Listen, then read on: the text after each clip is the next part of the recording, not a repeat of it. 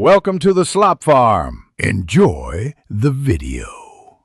You have the app installed and permissions granted. Now sign in with the Google account you want to use. Choose whether to join a workspace or keep it personal, because that determines available rooms and contacts. Once signed in, make sure notifications and sync are enabled so messages arrive instantly. This prevents missed threads. If you use multiple accounts, set a default account now, then open chats to start a new direct message or join an existing room. This gets you into active conversations immediately. Once inside, choose the right container. A direct message for one-to-one, a room for group work, and threads to keep sub-conversations tidy. Use it mentions to notify people, attach files or drag images to share context quickly.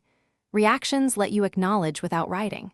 Make sure to pin or star important chats so they stay accessible, and set your status or do not disturb for focused work periods. If you need history, use search with keywords or filters to find messages, files, and links fast. Finish by cleaning up. Archive or leave rooms that aren't useful so your list stays concise. If messages fail to send, check network connectivity and confirm the app has necessary account permissions.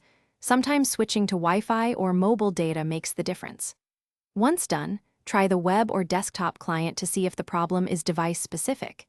If the issue persists, sign out and sign back in, or clear the app cache and reinstall as a last resort. The key tip: check permissions and network first. Thanks for watching. Consider subscribing if we helped you today.